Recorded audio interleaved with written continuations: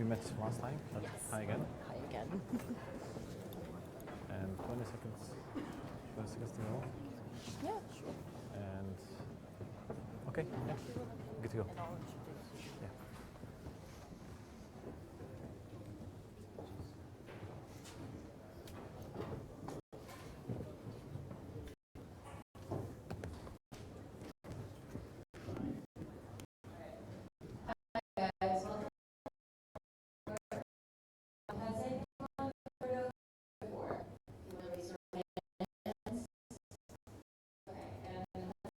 Our locations.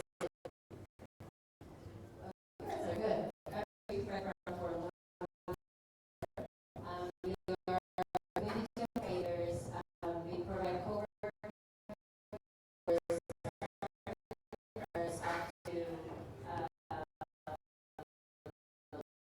a wide range of industries in the world we have. So we have people as well. And yeah, if you like, make sure to leave Nyla, we'll be the best buyer and we'll be happy to give you more of our spaces. Start right here for Scandinavia, so I'm just going to do him take the lead. All right. Tonight, to discuss this topic. Ask you how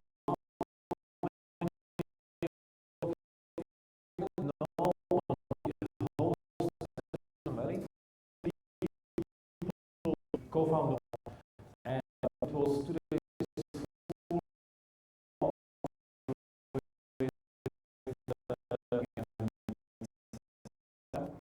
Our team experience back or out here. I'll tell you about it. It's really now without any further ado, our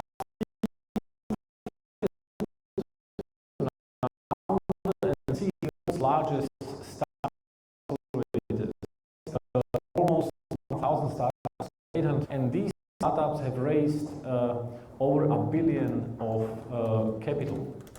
So he knows about how to help startups, and the program they're running, they do it on a regular basis.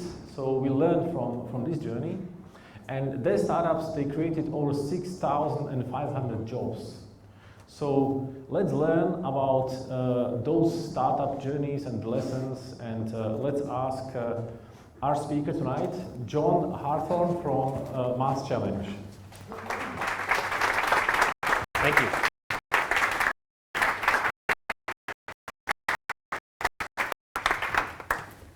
John, you came all the way from Boston to speak to us, right? Yes. That's very kind of you. Thank you. Before we jump in and ask about your experiences, can you tell us a bit more about your background? Sure. So Masschallenge is the most startup. We support startups without taking any equity, taking any revenue. We don't place any restrictions on them. Everything that we do, and our entire program is designed and catered to support startups. And we did that. So a couple of other also 90, and then we have programs now running in Israel, Switzerland, and Mexico this year as well. We'll launch another 5 programs, so that we will cover the entire globe, everybody on the planet with a big idea, implement that problems, create wealth, create jobs, and we launched it 7 years ago last year. That was our first Boston, and my reason that we did it, it's kind of a unique program, right? It's really big. We support startups in any industry, from anywhere else, but also pharmaceutical startups, everything.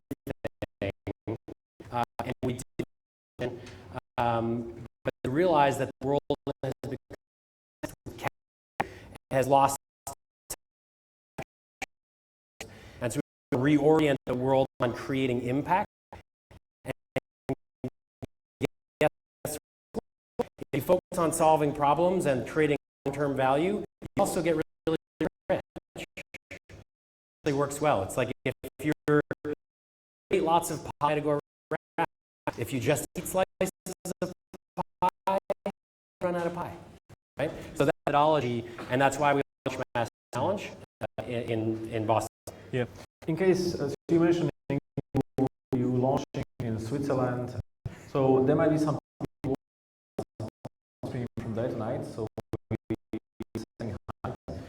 For the rest of you, if you have questions, this wall behind. You just go to slide, you ask now.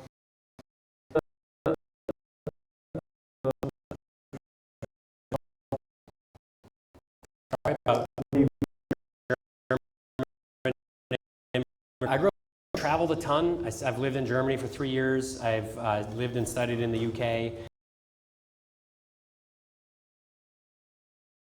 International. Yeah. So I think I've studied at 10 different universities on 3 different continents, America now, increasingly for work and otherwise. And I mean, I grew up like a pretty easy lifestyle, comfortable, kind of in the suburbs of the Boston area. I went to Bowdoin College undergrad, majored in German lit and minored in chemistry. Kind of had a wayward random path, to be honest with you. I didn't have a specific career focus. And then actually was living in Berlin for a couple of years and kind of just woke up at one point. I was like, I got to get my shit together. Like I do not have a plan and I'm just wandering all over the place. And decided I should apply to business school and came back to the States and kind of gradually marched my way towards business school and then went to business school at Sloan School of Management at MIT and just completely fell in love with startups there. Also just totally adore MIT, by the way, as like the single greatest institution with which I've ever been affiliated. And just like really deep values, great people, super talented and incredibly well-meaning and effective. Have like nothing but positive things to say and literally changed my life. Like I did not know, this was like one of my first week at MIT, had this like epiphany for me where I was like, I didn't know that you were allowed to be amazing. Like I literally didn't know that that was a possible thing. And my first week at MIT, I went to a mixer and I was like, oh, I'm a business school student. Business school is great, but I also want to get to know the engineers because they're like amazing. Yeah. So I went and I walked up to this group of, classic engineers sort of, nodding, looking at their feet, standing around in a circle, not talking to each other. And I was like, all right, I got to go talk to these guys. So I went up and I was like, hi, I'm John. How you doing? What do you do? And I went around the circle and the first person I was like, so what do you do? And he was like, well, I'm bringing solar thermal energy to sub-Saharan Africa, and we built a system out of car parts that cost less than $200 to produce and can be repaired with readily available materials in their community and can power a small village so that they can read at night and have hot water. And I was like, that's awesome. That's pretty amazing. And he's like 22. And I was like, wow, you must be like the most amazing kid at this school. That's awesome. And went on to the next one. I was like, what are you working on? They're like, I figured out a system, cost $2 to build using buckets and rusty nails to remove arsenic from drinking water in Bangladesh, which is the single largest mass poisoning in the history of humanity. And it will prevent 40,000 children from going blind in the next 2 years. And I was like, holy crap, that's incredible. And I just kept going around and they were all like that. And then they were like, so what do you do? And I was like, I was thinking I might be a consultant. And I feel so guilty.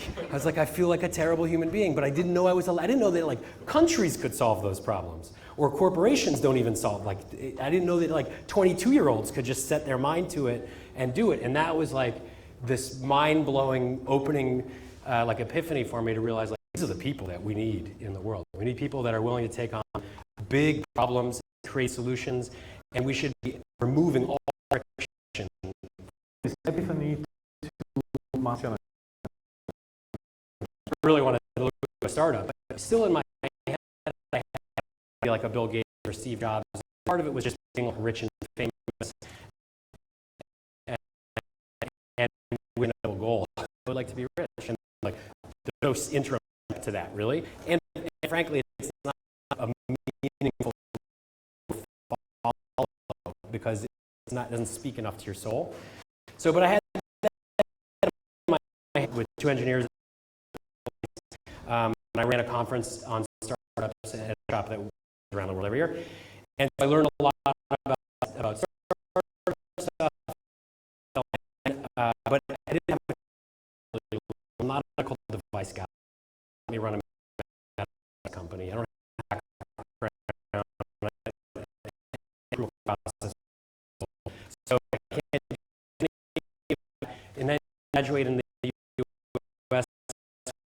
student loan. So I was like, I got to work and pay after school. Down a bunch of my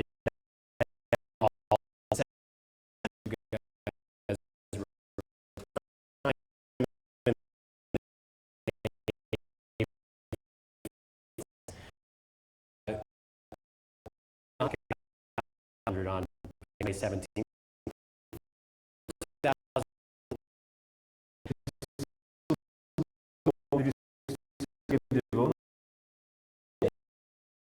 People off because they had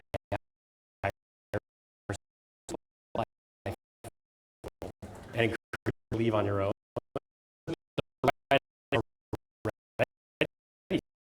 This and I'm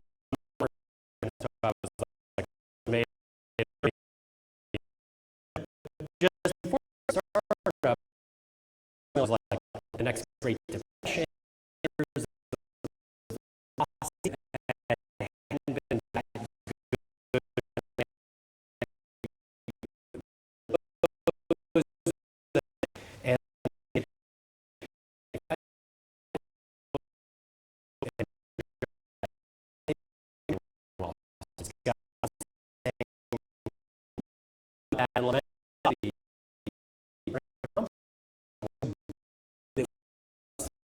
Model to my heart.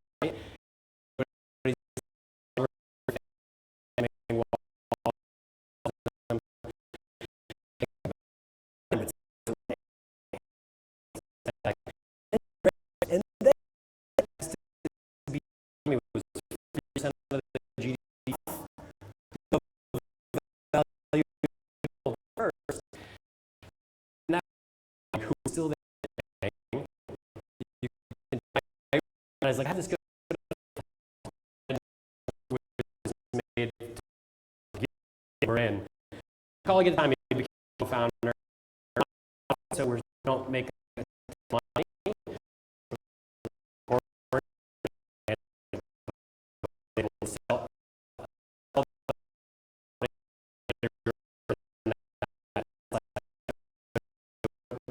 We chose other as a startup.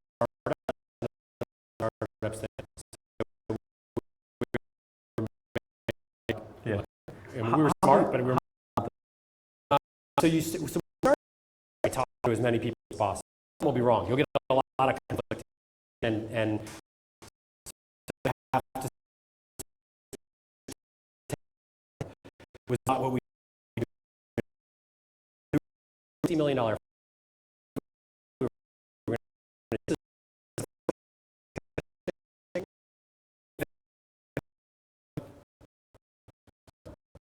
So you've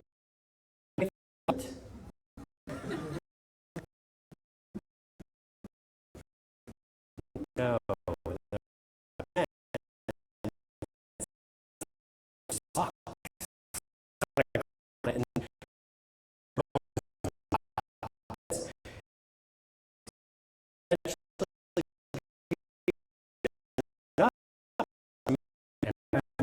the mentor date.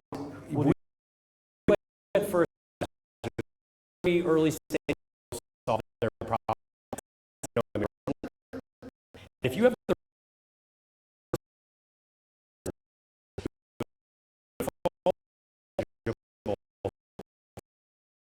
team is the very In a company. We also have guys on board, and it's just amazing. You really either select somebody who knows started to announce sometimes hate that we announced with the government, state, in charge of the state. It's actually Deval Patrick, who I think should be president one day.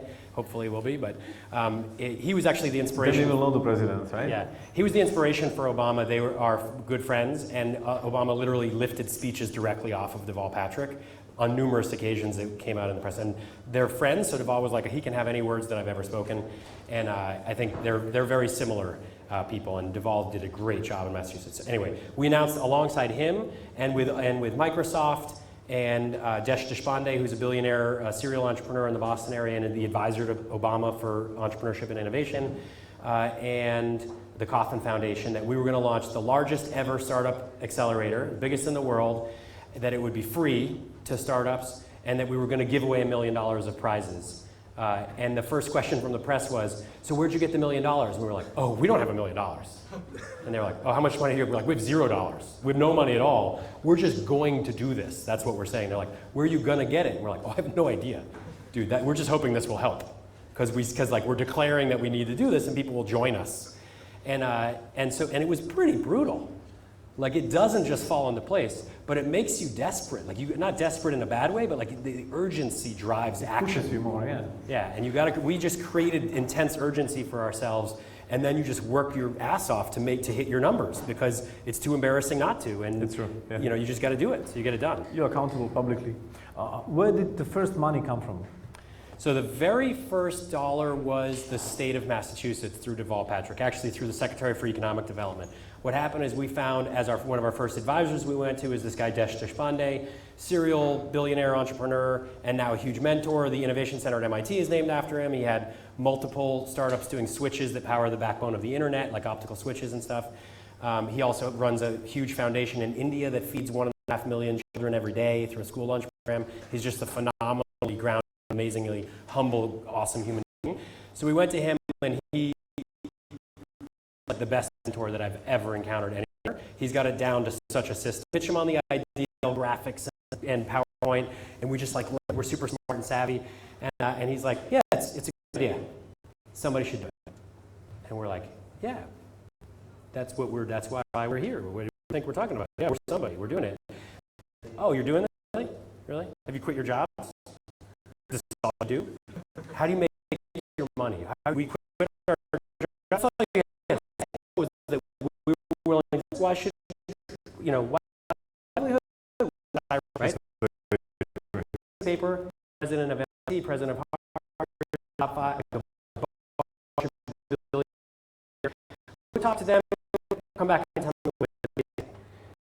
So then we go, and he a draft email all forward tonight, and he'll take them by midnight.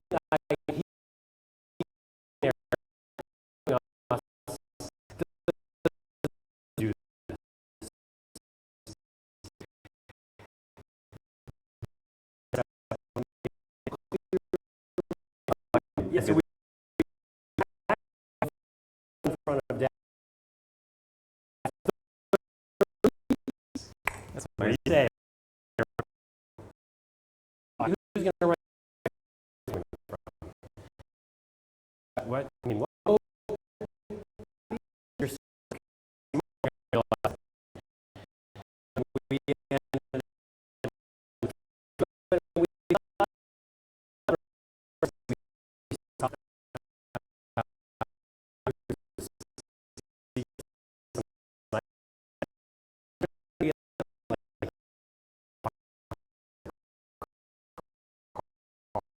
So you just, anyways,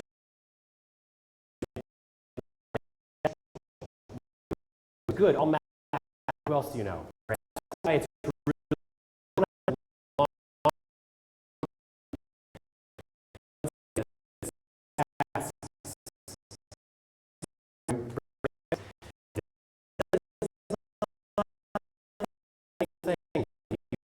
no, we can bring a bigger. I wonder.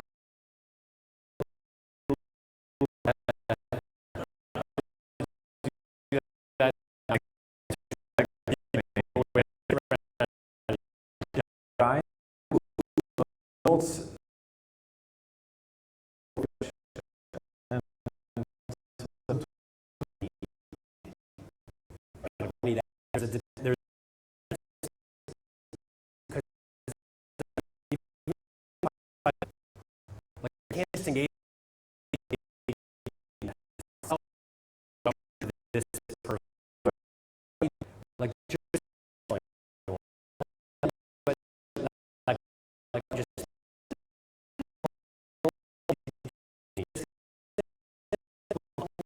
let's talk about business more.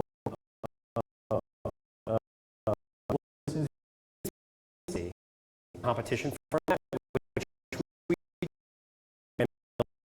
don't take any People apply.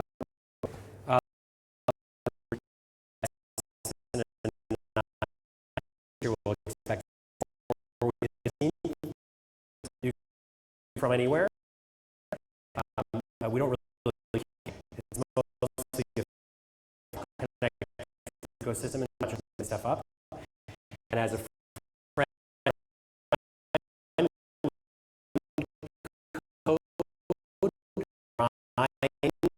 GR.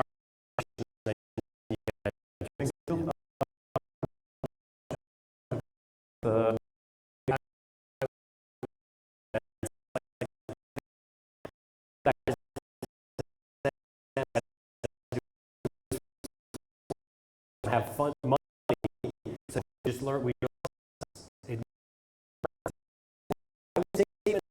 stop them. Like a,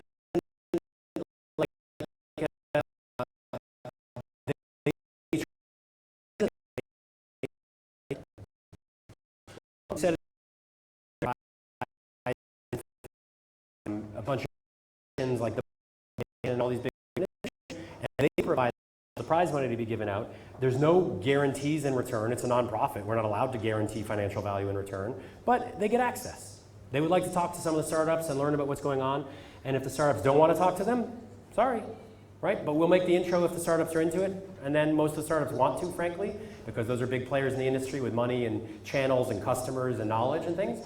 And so we just then end up being the switchboard. And so that came out of many, many conversations and realizing that the investor-driven model is not very effective, and that this model would be dominant in a world dominated by investor-driven models, because it's only the startups that matter at the end of the day. Money's a commodity, and the startups are creating all the value. So if we can cater to the startups and take good care of them, then guess what? We'll also collect the best startups in the world. And for Microsofts and Fidelities of the world, our top sponsorship level is like the cost of a single employee. So we can offer enormous value money to them, and that will be enough for us to fund the program and maintain our integrity and ethics and still create a huge impact on the world. So. Let's talk about the equity, non-equity for a while. There are accelerators in the world like Techstars and 500 startups and partly YC who are focusing on that. You're doing the opposite thing. What kind of startups do you think are gravitating towards your model versus towards Techstars or 500 startups? Yeah, so the investor-driven model is only really well suited for sort of certain types of startups, right? Yeah. And typically that's kind of webby software mobile startups that are low cost and relatively quick turn. Because as an investor, their interest is a return on investment and they have a time frame. Like they have a fund cycle. They have to return money on a date. So they can't do pharmaceuticals because it's $100 million in 10 years before you even know if you're allowed to sell a product. And they can't do other sort of capital intensive types of projects. They're looking for low cost, quick turn investments that they can, within 6 months to a year, they can know, do I abandon this team and stop helping them, or do I invest more in them and hope it's a $1 billion exit? So that doesn't work for a huge number of startups, especially, frankly, a lot of the ones that can have the most outsized impact on the world. I mean, a lot of that will be software and webby stuff as well, don't get me wrong, but not only, right? A lot of it is the interface of that with medical technology or with clean tech, right? And how do we integrate that software into the grid and other things like that? And that's not well suited for that model. So all of those tech-heavy, kind of harder, more complex, longer-term types of startups are omitted by the other model, and so we collect them automatically because there's nobody else that does that. Yeah. Also nonprofits, obviously, nobody else does that, but we support nonprofits. Okay, there's a very important question here on Slido, and this is, if you don't take equity, how do you become a billionaire? I don't, which is kind of a sad sidebar. I hope it's not coming from somebody from a family. But here's the thing. Here's the thing. So what we set out to do is to create a renaissance in the world. Literally, our stated mission is to catalyze a global renaissance, which is crazy. I get that, right? And you're not insane for thinking that I'm insane for setting that out as a mission. But here's the idea, right? So imagine if we just, what if it were possible, right? Right now, the world is more connected than it's ever been, right? Like in 100 years ago, it would take, or 200 years ago, let's say, it would take weeks for messages to get from the UK to Boston, right? And and a lot of people would die on the way, and it was like intense suffering and cost, right? Today, we could hold we're holding a live video stream with people all over the world for like virtually zero cost, right? I hold Skype meetings in different countries for $0. Like that's mind-blowing, right? And this whole internet revolution, information is freely available in your pocket to almost everybody on the planet, and the cost is coming down and down and down. So we're in this weird transition point in the economy. We have an opportunity as people to define, especially as the leaders of the global economy, let's be realistic, in the realm of global considerations, we're the top 1%. Like this room, our countries, our communities, and us as people, right? So we have an outsized vote in what happens during this revolution. And it could be just more greed and more short-term profit, right? Or we could say, what if we focused our energy on impact and fixing problems around the world and integrating more people on the planet into this economy and this system and building a more inclusive society, bringing clean water to the people in Bangladesh that we poisoned by digging wells and releasing arsenic into their water by accident, obviously, but still, like it's our screw up. And then we're like, oh, sorry, just back away slowly, and like, we'll hope that goes away, right? And that it's our demand that's creating child labor and all this other stuff. Like, we're a cause, not just a passive side view of this, but we can change that. And what if we could, instead of saying, oh, we'll just be charitable, which is important, but just be charitable givers and bring you sandwiches every once in a while, what if we could say, hey, everybody in the world has great ideas. Opportunity is not evenly distributed, but talent is. And why don't we reach out to the world and say, what is your best idea, how we can improve your situation and the situation of the world, and the best ideas from all of the communities in the world will connect you with the money, the media, the talent, the market, the customer, whatever it is you want. You tell us what you need, we'll go get it. We'll act as the gopher, and we'll go get it and bring it to you. Is it possible that we could have a period of renaissance on the planet? Wouldn't that be like the single greatest thing you could imagine? And if that were possible, wouldn't it suck if you just for a $20 million bonus? And like, yeah, sure, it's fun to drive a Bugatti, I'm sure. I don't really know. Isn't it way better to have the entire planet integrated? It's just so much more for me. So I will not become a billionaire, but hey, I'm not going to be poor either. I'm not going to starve. My kids are well fed. They go to a great school. I'm not opposed to money either, and I don't care if people get rich. It's great, but it alone is just such an vacuous kind of goal. And I feel like let's aim bigger as a society. We'll also get rich. And they're going to buy services. They're going to buy cars better than what we would have thought of. So, facing problems. Good ideas to be born. And you are not specific. Yep. What is your opinion? What is your opinion of this? And how do you compare the broad accelerators like it's a development. I'm not opposed to them. So I'm not opposed. I think our model is better, but the industry focus. There's a lot to accumulate other things.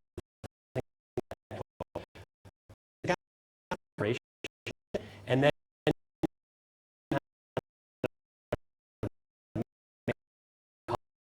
you just have to add it, but we found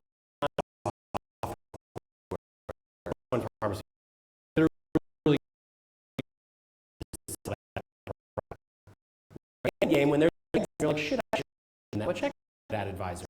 You were a loser. That or many other things like that, right? So you learn a lot at the end. What is your advice on and those software guys can teach the healthcare guys. Yeah. Hey, don't make that mistake because they cycle faster. But the life science guys wouldn't know for 10 years, and they only get a couple of at-bats. So what's your advice on that? On how much equity should an advisor take?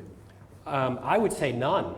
Honestly, like I mean, there's a balance, obviously. Like I'm generally opposed to giving out equity early on, right? It's like going to a nursery school student and being like, you know, I'm going to help you learn math, but you have to give me a little bit of all the money for the rest of your life.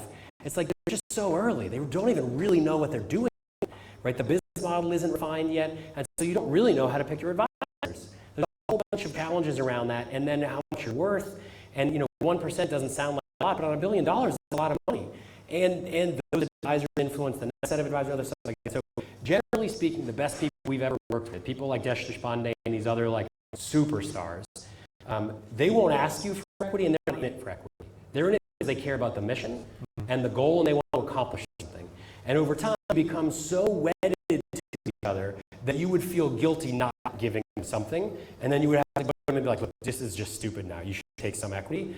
And they might and they would say, you know what, give it to this charity or give it to this group or save it for this purpose or whatever. But most of the really good people won't demand equity unless they're adding really significant value. So I would push back consistently. That said, there are times when you just need to do it, right? And there are times when you're going to have to go and raise money and the terms aren't what you would like them to be, but other you're going to have to shut down or it's going to really like slow down your growth. Sometimes it happens. Don't be a jerk about it either. Like you just accept your fate and it's fine. In general, I would cherish your equity. It's a pretty precious thing. So be very careful with it. But then people are adding value, honor that, offer it. Are there any occasions where you would to share equity? Sorry? Are there any occasions where would you advise startups to share equity? Yeah, earn for money, it's going to be a general a given. Yeah, the question is how much and on what terms. I would advise, like, one of the things, right, if you have automatically own 40% of the company today, it's like over the next 5 years, you'll accrue a percent each year based on his milestones, because you will fall out of level in a month in the company. What do you do? And you advise co-founders as well as your employees? I think especially important to build a good, solid equity. You have to be about it. Again, it's about your company. You have and they're betting on your future together, so it's good to show them that you also are betting on them. So certainly, I mean, we don't have equity, so I haven't had to deal with this because we're a nonprofit, but I see it in a lot of startups, and I see mistakes on both sides.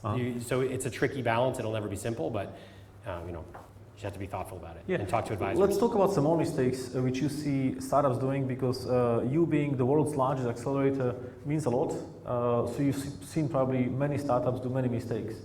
Do you have any top 5 which you would advise people against? So top 5 mistakes. The most common is that people think the idea has value. Ideas are worth nothing, right? Unless it's incredibly complex science. Like if you solve like fission, right, like that has value. Like there's certain things, okay, that's really hard. But for the most part, if you've thought of it, I can version people working on it around the world. Like ideas are not as unique as people think they are. It's not about the idea. It's about can you pull it off. It's a race to see who can implement the idea. So this often exhibits itself in people saying, well, I don't want to share my idea with you. If I could steal your idea that quickly, it's a shitty idea. Like just quit right now. It's simple, and you're scared. You have to, and if simple ideas make money, not all of the best ideas in the world are complex. It's about who can run fastest, who can execute fastest, and usually with lots of people and collecting a body of people that love what you do and want to be part of it. Convincing the world that you're going to win, and thereby collecting resources faster than other people, getting to the market faster, and becoming dominant. So value your idea, and it's really about running quickly and executing effectively. Don't be afraid to give stuff away. Right? You're going to have to give a lot of the name of the game, and you're just going to have to have confidence in yourself. You're just better. You're going to give first. Giving away. Sorry? What kind of information thing is startup? Yeah, like we for the first all building people. So your favorites like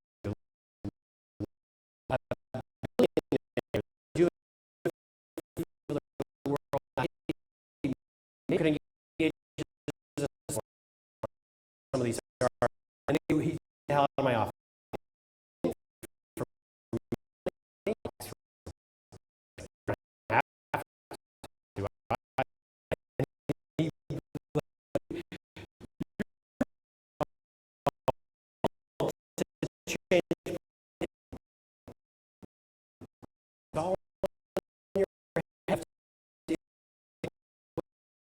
You have, oh, I have opportunity. Next to the let's and do all first, and then you pain and suffering the first year, and you're on the verge of death every day, and it's just hustling as fast and as hard as you can, and just building up as much of a network, and every little teeny you get a dime in return for a dollar's worth of dime, and you hang it on the wall and you're like, yes. And the next day it's 2 dimes, and you just keep pushing, and then you eventually break through a skin and it becomes a lot easier. But that first 2-3 years for us were like near death every day. Yeah. Do you push your startups to go to revenue as fast as possible or not? I mean, revenue, it depends on the industry, obviously, but revenue is the best money, right? Like this is, when you think of money, here's like another sort of like recognition in the market. The most expensive money is often the loudest money, right? So people will think only venture money. That's all there is. Only risk capital there is. Maybe a step of like costs of funding. Pharmaceutical drug, big dollars. Like you're right. Is it free? Great because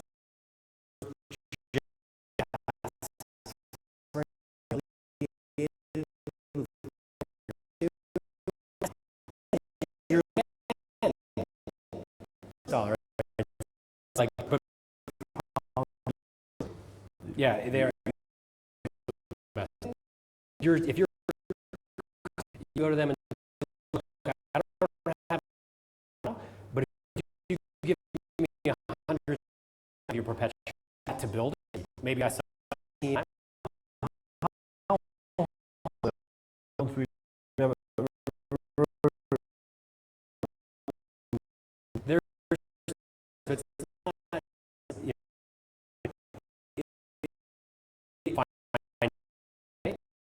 months.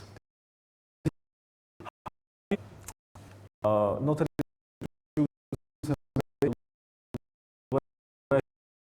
I think it moves you to be.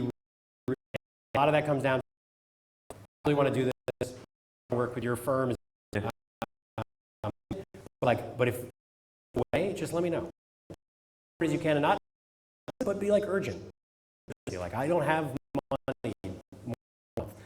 People get that, and they appreciate that. And then 7 years ago, and they know that I'm like honest, and that's huge value, and they're going to figure it out, right? The communities are too small. You can't. You just got to be straight up. Tell people what's what. And when you have like a problem on your team, somebody's dishonest or does something bad, you go tell your partners and you say, hey, I had a problem with one of my. We fired them. They were dishonest with me, and it worried me and upset me, and I wanted to let you know. And they'll trust you so much more. And when they hear something through the grapevine next time, they won't just quit. They'll call you and be like, what's going on? And they'll believe you. It's really important to establish trust in this industry. Small, probably what you're working on now is going to fail. Just chances are, right? No offense, right? So people around you better like you, because the next time you go back to do something else, you're going to call them as your employees, as your first source of funding, as your partners and customers. And if they saw you being unethical in this round, they're not going to take your call, right? So think of it long term. You got to play for the urgent short-term goal, but don't forget the long-term game. Is super important. Yeah, John, you being the founder of a global company, do you see differences between the US and the UK in terms of the stigma of failure? Once you failed before, how people look at you in the UK or in the US? Yeah, totally. This is something that I think America is pretty good at. Israel also is pretty good at this. There's a couple of places, but it's not typical. Sort of most of the rest of the world struggles with this failure thing. The UK is not as bad as other places. I think like Germany and has real struggles around this, and there's a lot of other places as well. But yeah, you definitely see that. It's a challenge, but what you typically find is that there are like weaknesses or challenges in one part of the ecosystem, but there's also strengths in another that offset it.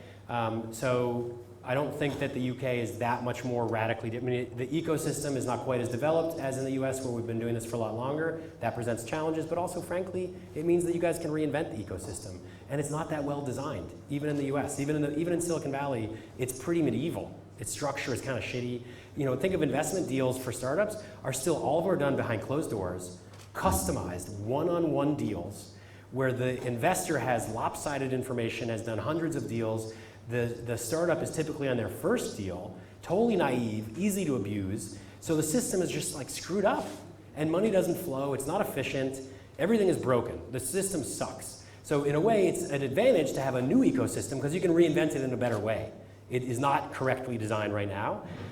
So there are problems everywhere, but they also are offset by advantages in other areas. And all said and done, the UK is one of the best places in the world to be doing a startup right now. So don't let yourself complain yourself into complacency. Like, if anybody can do this, you guys can get this done. It's not nearly as hard as, you know, places in India and Africa that don't even have infrastructure, where like there's not even water that runs properly, or access to clean water, electricity on a consistent basis, or like they have way bigger challenges. This is like pretty easy by global standards. Yes, you're mentioning that in the first year especially you have to do lots of meetings and do favors for other people. And the question we have here on Slido is from John. Masschallenge is a great example of this. How can the rest of us create or foster the culture of give first and pay? Yeah, it's tricky, right? So you just have to start. You have to do it. So you just are generous. Like when you'll have your first, and somebody took a meeting, you know, and they would be like a level, like the not really like wow, amazing contact. So much. So in a way, you're paying things your crazy idea, right? Even though you're no brand, no money, no prospect of help, and offer them stuff. Be like, hey, so what can I do to help you? So let's say this work. What are your meetings later? You want somebody that can solve problems, and you just can mention to me in the world. You just like try to, and it's another excuse. You reach out to people willing to do anything for you, and you find, like, it honestly, it's more human nature than the take model that we have. It just works. Give and take. I forget the guy's Adam Grant, maybe Adam Grant, I think. It's all just a better model. Also, like typically everything years, and this free model. There's inherent advantage to using my software. Eventually, once you want to get it, I'll let you know what the price is. But it's free, and then that means that people aggregate around a whole flow of information and resources and people you benefit from something, and when you're no the center. You do that by people, and then it just ends up working. You see patterns. One big number of coming in. You don't see in the successful. Yeah, so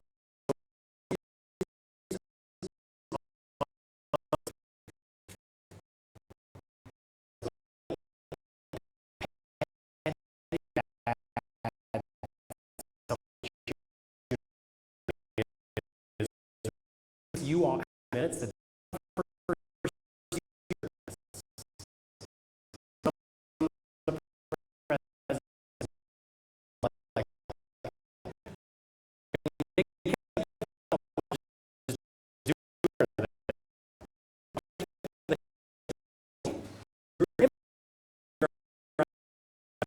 like we're gonna get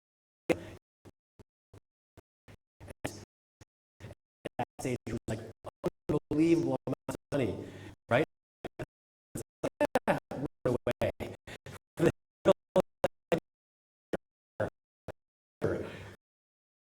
You just have to convince them that you're deeply passionate. Listen than just a bullhead idiot. So it's not just raw stuff, but you're committed for a lot. people around you and convince you're going to win. And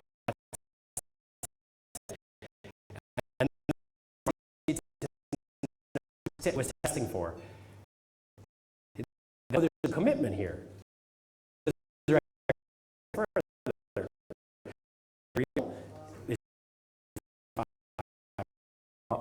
Would you advise startups to go and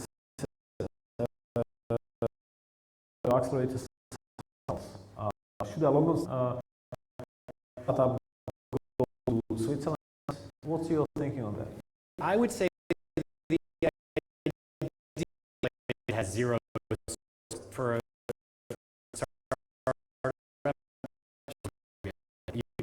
realistic.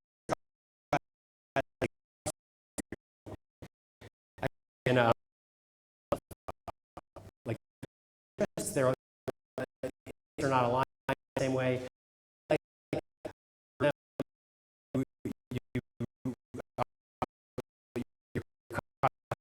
So I guess it's work product to serve a population,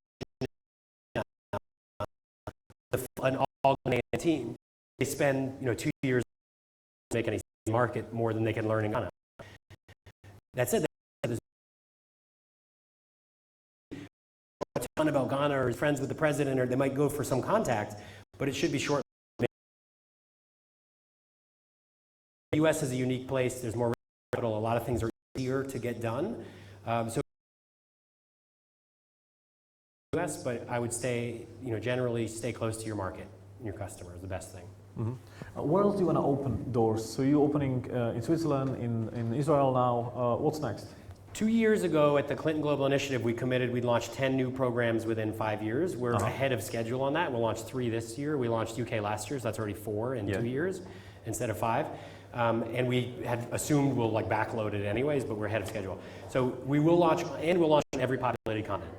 So we, right now we're in Europe, Israel, depending on how you want to define Israel, on a continent, and Latin America, well, in Mexico. So we will launch probably somewhere in South America proper next year, and probably one more location in Europe, UK and Switzerland. So we don't really need another one, but there's still Europe's, great place, large population, and pretty good at this stuff, and we have strong ties, and we know how to navigate it. Yeah. And then clearly we've got to do stuff in the Middle East, Asia, Australia will probably be last. Sorry, Australia, I love you. We're talking to them, but it's just so damn far. Yeah. But and it's not big enough to justify. We'll be here obviously too, so we'll go everywhere. Okay. What do you see when you look at these startups? What are some common big challenges they face? Almost all of them will tell you it's about money. Getting funding or getting revenue? Yeah, getting funding. Any and all of the above. It's usually getting funding more than revenue. Revenue is also challenging, or getting demand out there. But usually it's team is usually the biggest real risk. Team. If the team isn't aligned, if the co-owners disagree about the future, it's easier to just say, well, let's have that conversation later. I'll tell you what, when there's $100 million on the table, it gets way harder. It's way easier when it's hypothetical value than it is when it's real dollars or pounds. So I would encourage you to have the difficult conversations early, and if you have impossible people on your team, it's the old adage, but it's true, hire slowly and fire fast, right? Employees become your problems. They don't get better.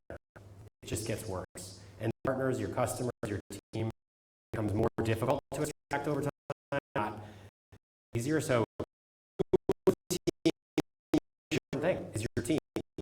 And if your team is bickering with your customer, if they don't believe in your mission, so you have to resolve it on your team, get alignment, and that's hard. It kills the start in the first, better kill the team you love, and everything will start to work much more easily. You have an issue with funding or are thinking about raising funding? Oh, there's a few of you. And how many of you have an issue with revenue, with growing revenue? Only a few, a handful. Okay. Let's talk about funding then. Getting funding. What is your advice, and what is the biggest mistake you see people do? So it varies. We do a lot. We have a lot of. So it varies across industries, obviously, and it varies across genders and national backgrounds and ethnicities and all sorts of other diverse metrics. We have 44% of our teams in Boston have at least one female founder. We do really well we market very heavily to female founders because it's an under-supported market. Like, there is no reason to believe or any empirical data to suggest that women would not be as good as men at founding companies. In fact, the data frankly suggests the opposite, that women are better at managing money and plans and building networks around them and other things. So if anything, the data suggests that they're better. So now, but case in point, one of the challenges that we find with female founders is hesitance to ask for support and specifically money. And also a challenge, conversely, on the other side, is that most of the money is controlled in the investment is controlled by overly ambitious A-type white men. And they're frankly not always that good people. And they want to see themselves in the person they fund. And so women have a harder time raising, especially venture money, in part because they're too shy and sort of beat around the bush and are like, well, maybe if you think that it would work, then that would be cool. And I think so it's important to just be pretty straightforward about, like, this is what we're raising. And I would also say, so value yourself in the sale. Don't be an arrogant jerk either, but like have some, like, this, we're going to make this happen. If you really believe, don't believe that again, get a conviction. You believe that? If you do believe that, then somebody with the ability to make money. I'm going to make you rich. We're going to you offer. Go to the next one in line.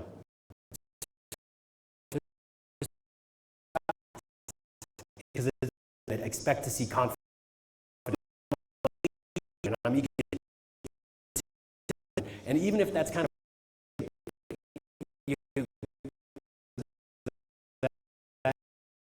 so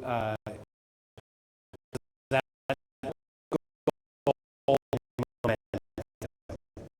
out in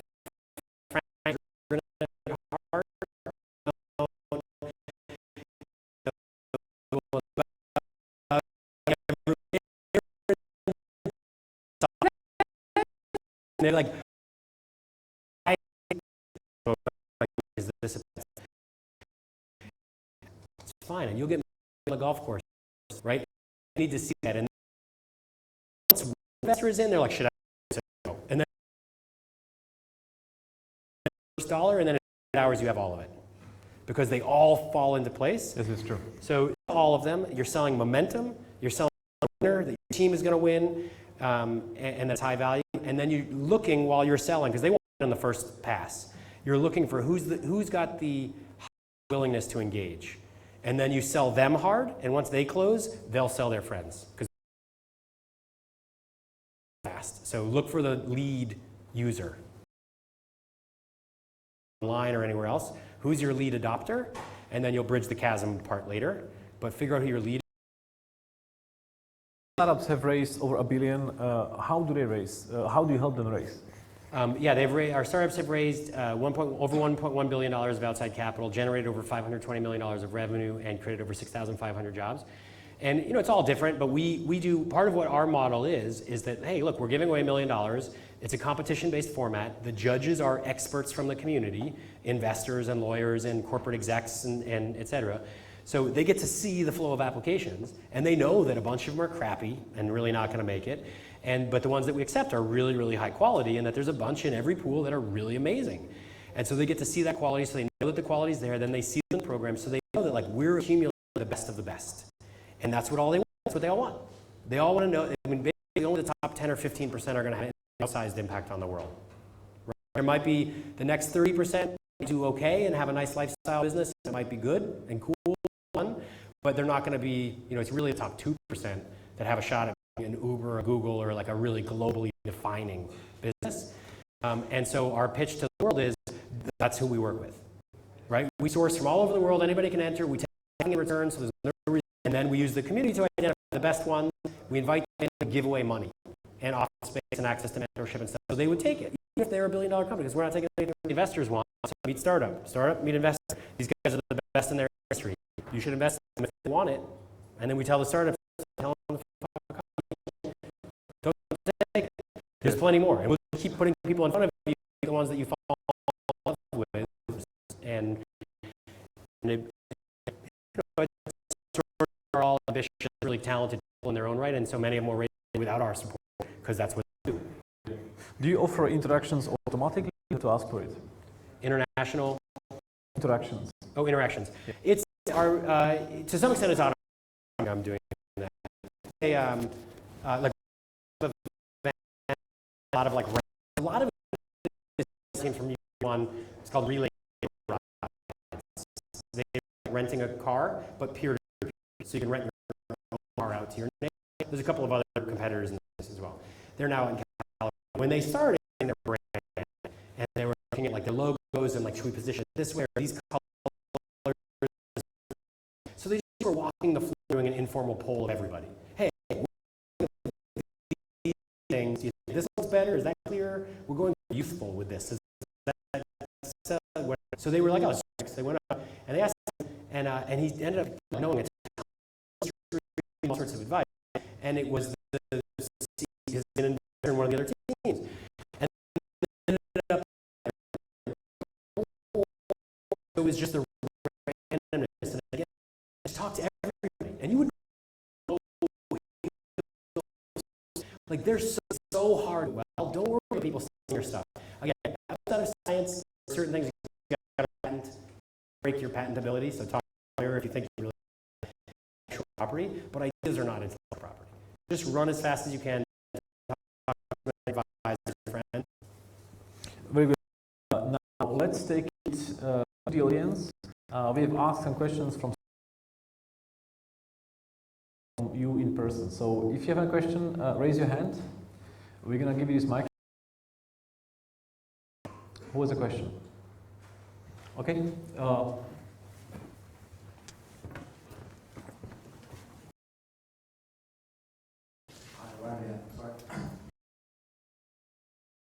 Getting advice is really, really good for a startup, but I'm guessing writing if you want one on blackboard and writing one on is not necessarily going to work. So what would your best advice be for getting the right type of advisors? Where would you start with?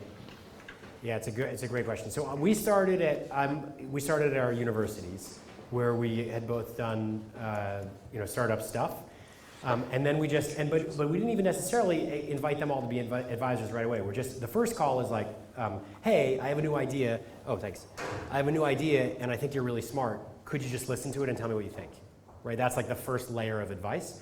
And you're not asking them for a formal agreement or offering them anything. You're just saying, will you listen to me? And then hear them out. And then say, hey, is anybody else you know that you think might have some knowledge or input? Can you give me 5 introductions? And then each of those you get 5 introductions, and each of those, and pretty soon kind of gather together after a month or two, and you're like, all right, who did you like? Right? Who had the best advice? Who has followed up with us with more support and engagement to demonstrate that they care and they're, whatever. And then you just select from there. And I would say you want a mixture. You do want ideally 1 or 2 that are kind of brand name people that you can like flaunt to be like, yeah, did I tell you about this? Did I tell you that? I don't want to make up a name of whoever it would be, but like some billionaires on it, like that Sir Richard Branson is an advisor for us, like that'll matter. People will care about that, but they won't actually come to your meetings or do anything with you because they're too busy. People that are just good people, that are like smart, understand the industry, and are willing to listen to you and give you good advice that you trust. So you want a mixture because they're going to, and actually one of our advisors told us this way, like you could think of it in the 3 W's. Each of your advisors should offer 2 of the 3 W's, work, wisdom, or wealth, which is they should either be giving you, and under wisdom I would say sort of notoriety might be part of that, but like either they're doing stuff for you, like they're willing to like roll up their sleeves and be like, yeah, let me write up a 1-pager for you. I'm a marketing exec and I know how to do this, I'll just do that on your behalf as a draft. Or they're like, oh, let me give you some money, right? I'll even just to buy dinner or lunch or something like that. And then, or they're like really smart. And they're like, I'll give you advice, you can call on me every once in a while, but I'm not doing anything. Aside from that, I'm super busy. Or you can use my name, but don't talk to me, actually, I'm too busy. Right? And those all have value. And so you want to have a mixture of those, but don't only focus on one. Yeah. But it's legwork. Just meet everybody and then ask them eventually once you kind of fall in love. Top advice. Other questions? Right here or there? Sure. Hi, for those of us that didn't grow up being a developer or designer, and I thought of fireman or a lawyer, those were my options. Instead I went into finance and I'm going complete 180, let's figure this out. So I no longer work for a bank, and I'm here at the startup trying to figure out what's next, GMAT tutorials, blah, blah, blah. Do you think MBA is the right open door to make startups take you seriously and or for companies to take you seriously if you don't have those skills that now 11-year-olds are doing? Yeah, it's a great question. I would say the bigger startups out there, the like sort of Googles of the world, et cetera, will care a lot about an MBA. So the more established, wealthy ones that can pay you a real salary and you can have like a quote unquote real job with a title and a defined role, then they would value that a lot. And but the 3 people in a basement really don't care because it sounds expensive. Would you start with 3 people in the basement, or would you think? It's a tricky thing. It depends a lot on your circumstances and your sort of like tolerance for suffering and risk. Yeah, because I would say on the risky end of the spectrum, for me, I can only exist at this end. I can't work for other people. I'm not made. I don't have the fabric in me to do it for very long, and I won't be good at it because I can do it well for a short period of time, and then I'm like, I hate this. I hate this. Let's stop kidding ourselves, and I won't do it. So I have to be. I feel like I'm trapped in the basement almost, but that's where I feel happiest. And it's not that they won't care. They would be happy with an MBA, but you won't get paid a penny more for it. They're like, we have no money, and so you still have to do this for free, and so it won't give you as much advantage, and you'll have debt possibly, which complicates it. But for me, I wasn't a business person. I was a literature major with a minor in chemistry, and then I did like diplomacy stuff for a while, and kind of thought I would be in politics. And then I realized like, oh crap, I gotta change track. This is not for me. I don't like following orders and instructions. And I also drop the F-bomb all the time, and I can't do that in that world. So It works for my advantage being that. yeah, exactly. So I had to seek a job that would tolerate that. So for me, an MBA was vital. And I learned so much about business that I had no idea about. If you're already pretty schooled in it, may not be as valuable. And I would say MBA gives you knowledge, like classroom knowledge. It gives you a brand name, like sort of credibility, if it's a top school, and it gives you access to an alumni network. And I needed all 3 of those. And that on your own, but it's expensive. It's a delay in your life. You're not earning money while you're doing it, so there's costs. It's not cheap. I loved it though. Okay, thanks. Last question, over there. Thanks. We are opening a virtual reality retail store very soon, and retail in London, of course, is a really expensive operation. It's not pharmaceuticals, but it does require special investment. So our challenge at the moment is we haven't got numbers on the book to demonstrate we've done X. This is what our projection is. So the type of investor that we're looking for is someone that would entertain a conversation where we're asking a substantial amount of money without having a proven track record of results. So in other words, someone will buy into the vision. Yeah. My question would be 2-part question. What sort of investors do you think would be most suited for this type of conversation? And what would be your best advice on how to sell that vision to certain people? Yeah, good question. So I would say there's a couple of options. One is the strategic investor, which is somebody like a company or corporation that already works in the industry, understands that there's high value in what you're doing, but doesn't know how to do it. And just knows that like we're not innovative, we're too big and slow moving, but I've got tons of cash. And I care about not being beaten in my marketplace. So the challenge will be how much are you willing to share with them? Are they a competitor? Could they steal it? All of those things. And I would say generally they can't steal it, but sometimes they can, and you have to be careful. And you want to negotiate terms well so that they don't own it all at the end in return for money. But you can often get pretty good deals where you say like, look, you're getting a first look. That's it. You don't own anything. We can do what we want. We have freedom to operate, and we can sever ties at any time. You want to get good terms from them, but that could be a fit. Another area would be and this is where I love to fish for money, is my favorite area, is the family offices or like the billionaire individuals or like 100 millionaire sort of individuals. How do you find them? So they're surprisingly not that, it's not quite as hard as you might think. Because they often end up speaking at things, they invest in stuff, they donate money, you'll see them as philanthropists, you hear, and so it's just a matter of then like identifying them as a target. So you want to go to fundraisers? What's that? You want to go to fundraisers? Yeah, you can go to fundraisers as an area, like a lot of university alumni programs, and honestly, you probably already know like 5. And once you know one, you just talk to them, and the trick is don't be abusive with them and be like, hey, I only like you for your money. Like, nobody likes that, right? So again, you go and say, I just need advice, you're smart. You've made a lot of money. You understand this industry. Or I know you care about fashion. So talk to me about this. This is what I'm thinking. Don't you think that would be awesome? what do you think about it? And then, you know, before you ask them for money, make sure they're hooked on it and they love the idea. And just walk them through the vision in a lot of detail. Like, can you imagine if you could do X, Y, or Z, and wouldn't that be super cool? And imagine, like, if we had all of our real estate could be outside of the city where it's cheaper, right? Because it's virtual. And then we just have, like, locations where it's delivered, or I don't know, whatever the model is. But you just sort of walk them through it, and you'll know if they're in love or not. And then you just keep pitching them. And then just keep asking them, hey, do you know anybody else? Again, it's like, have 5 meetings, do you know anybody else? Hey, I think I'm looking for this type of person. Do you know anybody like that? And you just ask everybody else, and the community will sort of, like, what is it, like at a concert when you sort of stage dive out and they carry you around? The community will carry you to the right people. If you're reasonably clear about what you want and you have a good pitch and you look committed and serious.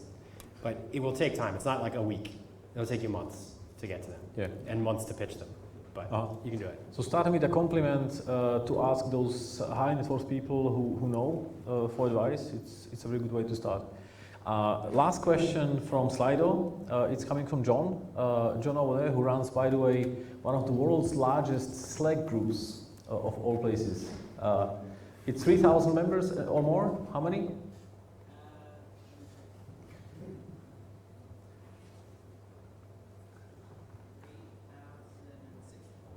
There you go. Right. So over 3,000.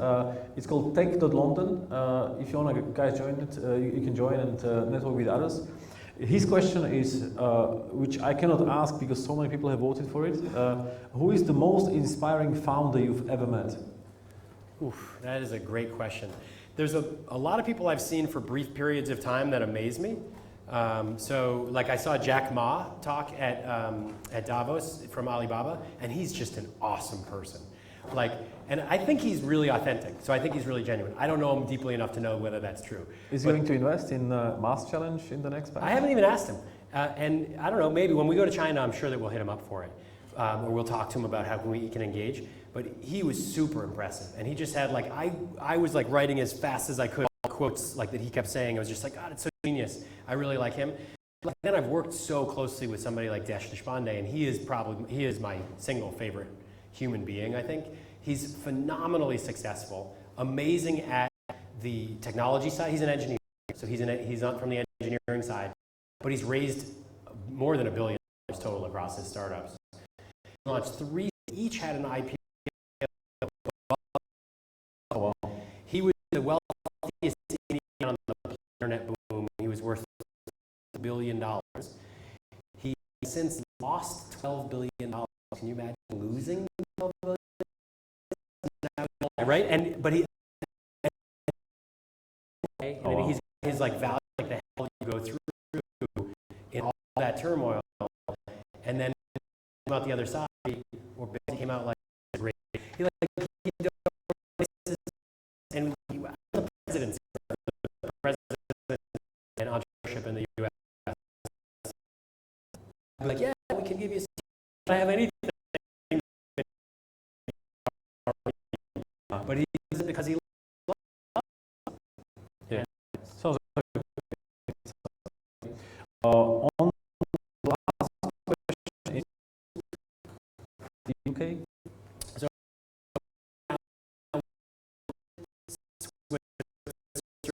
and the UK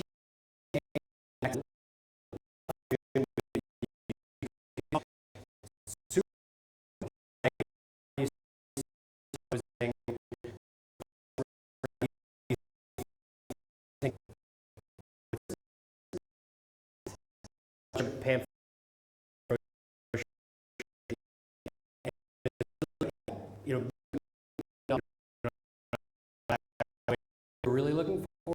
How are you going to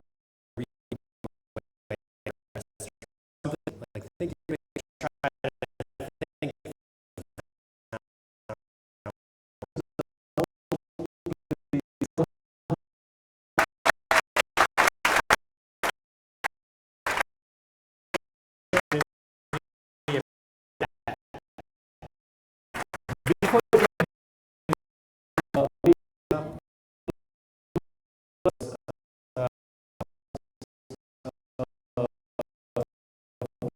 think in others because take in this with startup guide, what we want to do is AWF, a local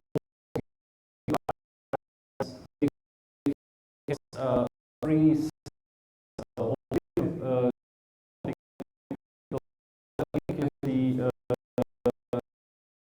for our you have we also want to thank work this every time. Thanks. We have in the back. If you guys need any help from so know how it's done, and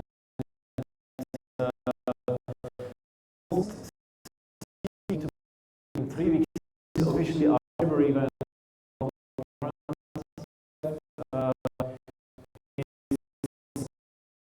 Called brand roles.